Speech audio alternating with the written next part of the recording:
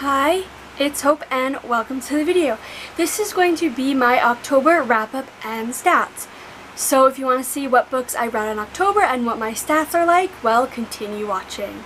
So technically this is the last half of the books, like the last half of the books that I read in the month, as I always do a mid-month wrap-up because, well, this month I read a lot of books. So if you want to see the first, I honestly don't know how many number of books, I think it was like 8 or 9 books I read this month. I will leave a link up in the iCard, which is on this side, I think, or this side iCard. It'll also be linked down in the description. So how this works is I will first start off with the stats. I will pop a little graphic up here and I'll just go through them.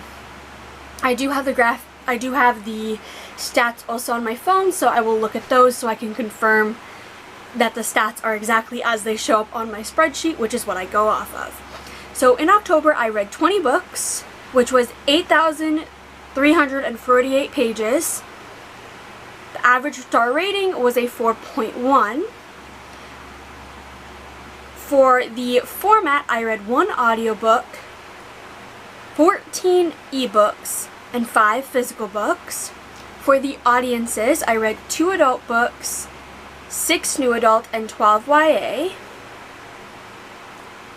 And then for the genres, I read 2 contemporary, 5 fantasy, 1 graphic novel, 1 historical, 1 horror, 1 nonfiction, 1 paranormal, 5 romance, 2 sci-fi, and 1 thriller. That, when I first saw that, I was like, I'm sorry, I read 10 different genres this month? No way. Yes way. I still don't know how that's possible, as normally I read 5 to 6 at most, but this month I guess I was really just reading a little bit of everything almost. So now to go into the books, again I'm looking down to get the stats correct. So the first book I will talk about is Wolfsong by TJ Klune. And Wolfsong, essentially Wolfsong, we follow Ox, who, his dad leaves when he's 12. When he's 16, the Bennetts move in down the lane, and he befriends the Bennetts, and, oh, what can I say without spoilers? Because I also want to leave it kind of vague. But essentially, it is then revealed that the Bennetts are werewolves, and Ox gets kind of thrown into that dynamic and becomes part of their pack, and I'll leave it at that. This book I gave 5 stars. I absolutely loved it. This is like one of the first books I ever truly buddy read, because I am buddy reading, well, the whole Green Creek series by TJ Klune. With these people on Instagram, as well as I'm technically taking part in the pack along, which is hosted by Clint from Reed's Reader. I will leave his announcement video linked in the description. And I really enjoyed Wolfsong, and I'm very excited because, well, tonight, as this is being uploaded, or Saturday, November 6th at 7 p.m. Central Standard Time, I will be co-hosting a live with Clint, and I'm not sure who else is going to be there. And literally that, just saying that out loud is like, I'm doing what now? But I'm so happy for that. But just my brief thoughts is I love the characters. I laughed my ass off. I cried. I literally had to, at like 10 a.m. right before work, literally run across my room to grab tissues because I was sobbing, literally unable to see. I enjoyed this book so much, and I'm very excited to see where the series continues, because today I will be reading Ravensong. I think we're about to read it from the 14th to the 20th or something like that. I'm reading it this month, and I'm very excited for that. The next book I read was Highness by Rachel Hawkins, and this I gave a 3-star, I think? No, I gave it 3.5. See, that's how I forget my ratings. And this essentially, we follow Millie Quint, who ends up, she kind of needs a break from her friends and her kind of ex-girlfriend Jude. So she ends up moving to a boarding school in Scotland where she has this roommate named Flora who is the princess of Scotland, and it's enemies to lovers. Well, it's enemies to friends to lovers, and as much as I wanted to enjoy it, a few things fell flat, especially because it has the miscommunication trope, but it was done wrong. And also, like, there's like a trope of like, oh, the characters break up and then get back together. I like, but when it's not done in the last like 30 pages. And this book had that. So that's what brought it down to like a 3.5. Honestly, maybe looking back, it maybe is a little closer to a 3-star, but I'm going to keep it at a 3.5 for now and see how everything feels in like a month when I'm actually like at the end of December going through my spreadsheet and changing any ratings or anything like that for like my final stats of the year. So like if this book ends up changing, I would just change it on Goodreads and Storygraph and all that. If I remember to do that, maybe. Next we have There's Someone Inside Your House by Stephanie Perkins, and this I gave a 4-star. And this I did really enjoy. This is essentially a horror where essentially we have Makani is our main character, and she lives in this small town in Nebraska with her grandmother, and there are these murders starting to happen, and while these are happening, she starts to get close to this boy named Ollie Lawson, and that's kind of all I can say. I'm also surprised I remembered character's last name. Wow, that rarely ever happens.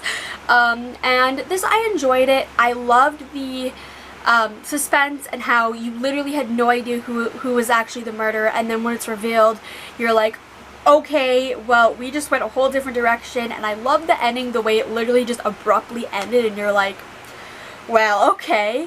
And I found this a quick read, and yeah, I don't really think I have much else to say because I don't really have strong opinions on it.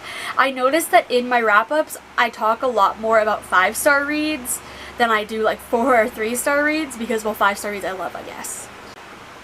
And speaking of 5-star reads, A Shadow in the Ember by Jennifer L. Armentrout, I gave this book 5 stars. Essentially, we have, how do I describe this?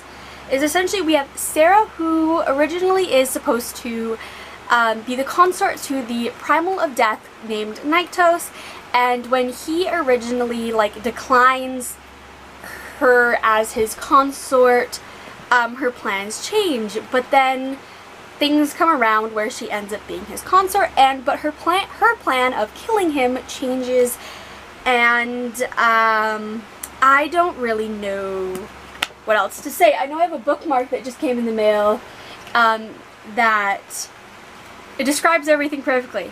Make him fall in love, become his weakness, and end him. Pre-order incentive. That's like pretty much all I can describe. I love this book. I have an entire reading vlog of it. I'll leave that linked in the description and the iCard as well, where I go into all my all spoilers, all of that. I love this book. This is the prequel to the Blood and Ash series, which is, I think, like my all-time favorite series. Those are some of my favorite books, and this definitely is one of my favorite books I've read this year. I just love this world, and everything is starting to make a lot more sense with the Blood and Ash series, because this takes place a couple thousand years, maybe. We don't actually know how many years it's set before, but it's at least 1,000, maybe, and things are starting to make more sense, and I loved Sarah, and Ash is technically the name of the main of the love interest, who I adored both of them so much. There's some tropes in this that are like swapped. I don't want to say what tropes for spoilers, but there's one trope in here that is swapped, so I loved that, and I just love this book. So yeah, now to actually, like, I need to figure out where this is actually going to go on my bookshelf, because it currently doesn't have a spot. That's where it's been sitting since I got it a few days ago. Ooh, next we have Ninth House by Leigh Bardugo, which I ended up DNFing. This is a dark academia set in Yale, and essentially we follow Alex Stern, who for mysterious reasons ends up getting accepted to Yale University. And there are these secret societies, and she ends up being a part of one of them, and she ends up being a part of it because she can see greys, which are essentially ghosts, but she shouldn't be able to see these ghosts because you can't see them without taking this elixir, but she can, and that sends so many different things off course. And this book I just didn't understand. Like, don't get me wrong, I loved what I read, but I don't see the need to continue it. I might continue it sometime in the future, but for now, there was no want for me to continue it. I just didn't want to continue it. I didn't see the need for it. The only thing that I was interested in is finding out how a character died, but that I could easily Google if I am genuinely curious. I might pick it up maybe if, like, when the second book comes out, I might retry to pick it up, but like as of right now, I don't even think we have a release date for the second book, so I'm not really sure. Now the next 3 books are 3 books in a series, and those are Lords of Pain, Lords of Wrath, and Lords of Mercy by Angel Lawson and Samantha. I gave all of these 4 stars. Essentially, how do I even describe this? Essentially, we have Story, who after 3 years of kind of running away from her family, she ends up crawling back to the doorsteps of her stepbrother and his 2 best friends to be essentially their lady. They are, the guys are a part of this, it's almost like a fraternity where they are the lords of this fraternity and they need a lady, and Story ends up becoming their lady, and if you can piece it together, it is a dark erotic romance set at a university. It's I think dark doesn't even properly describe the book. It's like, think of a million different dark triggers warnings. Like, it's probably in there. There's dubious consent / no consent. There's like both emotional and kind of physical abuse. There's stalking, there's manipulation, there's that just barely tips the surface. But I did really enjoy these books in the most fucked up way. I read this over like an entire weekend essentially, almost. And like, I couldn't put these books down. They were like so wrong yet so good, and like, yeah, I think that's all I'm gonna say because I don't really have any thoughts except it's fucked up, but I love them. The next book I read was Obsidio by Amie Kaufman and J. Kristoff. This I actually read the audiobook and the physical book. I borrowed both from my library, but essentially Obsidio is the 3rd and final book in the Illuminae Files series, where essentially the first book, Illuminae, we essentially follow, there is this colony on this planet called Krenza 4 that is attacked by this company called Baytech Industries because this colony is an illegal mining colony. And essentially, after the colony is attacked, they have to kind of flee on these spaceships, and when a mysterious illness breaks out on one of the spaceships, things wreak havoc. And then in the second book, Gemina, we are on a jump gate station, which is essentially a place where you can like essentially jump in space, and that gets attacked. And then now we are the aftermath of those 2 books, where we are following characters on the Krenza 4 colony that managed to survive, as well as the characters on the spacecraft called the Mao trying to get back to Krenza 4. And I kind of, it's spoilery, but it's not, but that's kind of the brief gist of it. And I love this book. I gave it 5 stars. I love these characters. I like honestly love the way this story is told. It's told in mixed media, so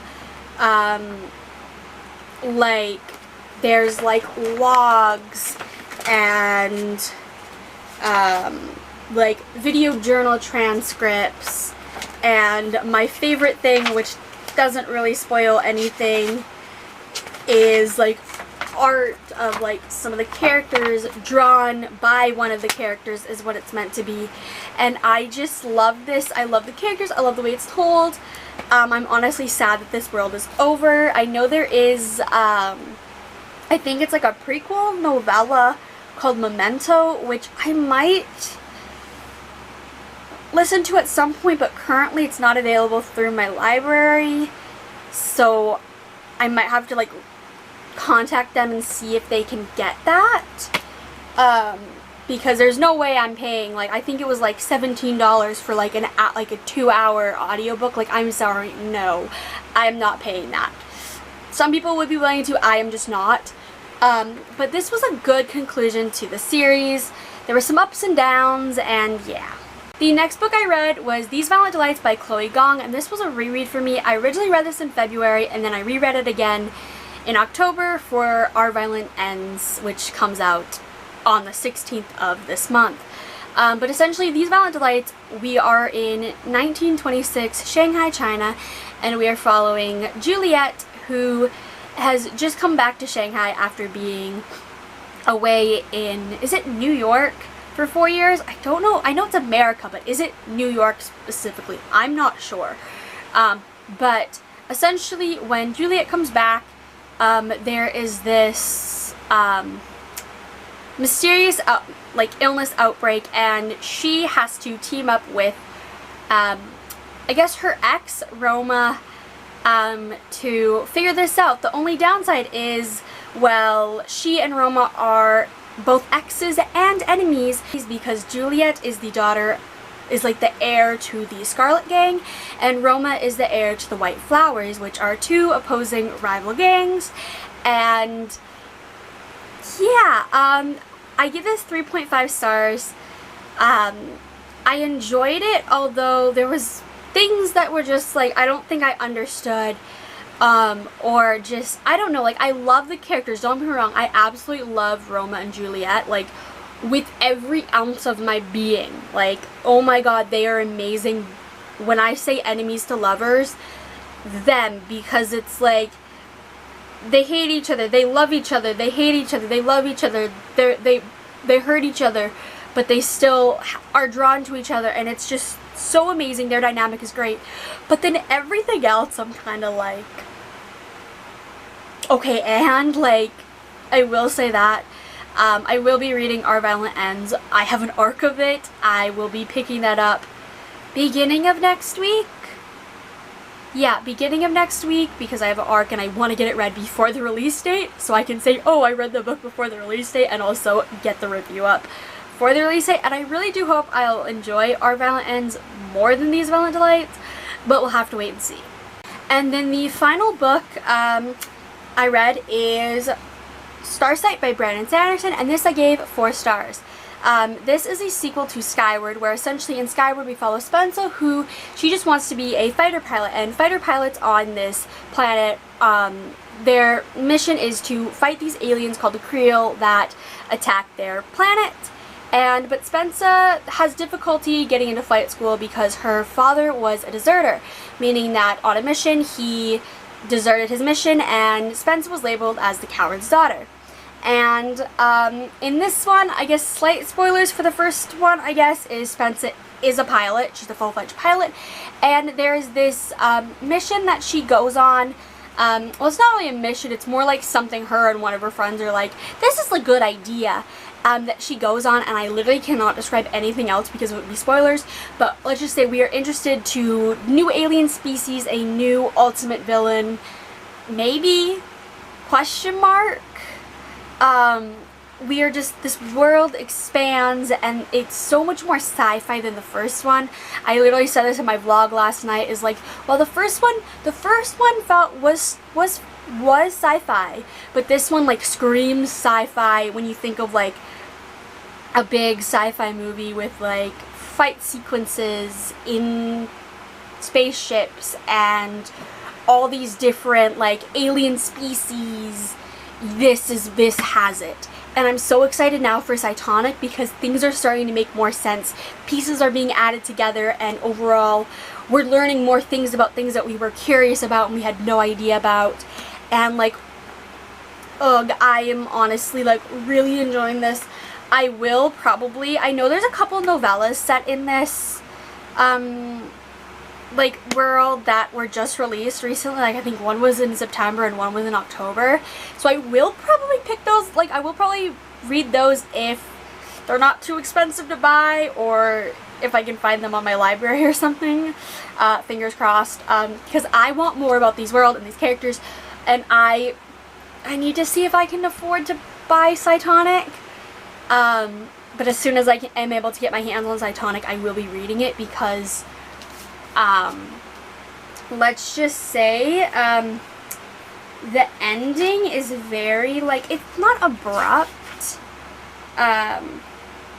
No, it is abrupt actually. And I have no idea where this series is gonna go. Honestly, I don't even know how long it is. I know it's at least 4 books, because that's what Goodreads says, is there's at least 4 books, but it's Brandon Sanderson. It could be 10 books long for all we know, right? Like, just maybe only the first 4 are announced, or it's 4 books. I have no idea. So those are the books that I read, or at least books I read in the last half of October. Let me know what you read in October, what you'll be reading in November, what books you read from this list, what books on this list have you interested in that you might pick up. Just talk about books in the comments below. I love to hear what everyone's reading, wanting to read, and all of that. But bye!